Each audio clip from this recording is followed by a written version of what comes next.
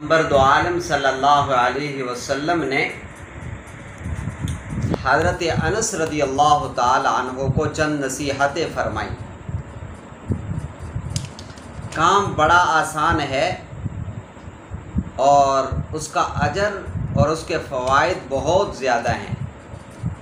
जनाब रसूल अल्लाह सल्लल्लाहु अलैहि वसल्लम ने फरमाया हज़रत अनस रदी अल्लाह अन्हु को कि वुज़ू कामिल किया करो, उम्र बढ़ेगी। अब जो आदमी ये चाहता है कि मेरी उम्र बढ़े, मेरी उम्र में बरकत हो, तो उसे चाहिए कि वो कामिल वुज़ू करे और हमेशा वुज़ू में रहने की कोशिश। अभी तो पूरा दिन या ज़्यादातर टाइम वुज़ू में रहना तो दरकनार, नमाज अज़ान और नमाज के दरमियान में जितना वक्त होता है उतना वक्त भी बावुज़ू लोग नहीं रहते। दूसरी नसीहत फरमाया जब घर में दाखिल हो तो सलाम किया करो, घर में बरकत नाज़िल होगी। अब कितना आसान सा काम है। अभी तो कितने चेहरे नौजवानों के मुस्कराते हुए जब घर में आते हैं और मोबाइल शरीफ कान से लगा हुआ गपशप में घंटी बजा दी, दरवाज़ा खुल गया, अंदर आ गए। और अगर कोई सलाम कर भी ले तो जो घर वाले हैं वो अपने मोबाइल में मसरूफ़ जवाब देने की। कितना आसान सा काम है और उसका कितना अच्छा समरा है, लेकिन महरूम। और तीसरी नसीहत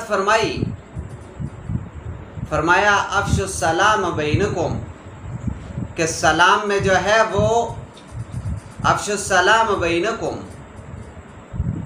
आपस में सलाम को फैलाओ, उससे खैर नेकियां आता होंगी, नेकियों की कसरत।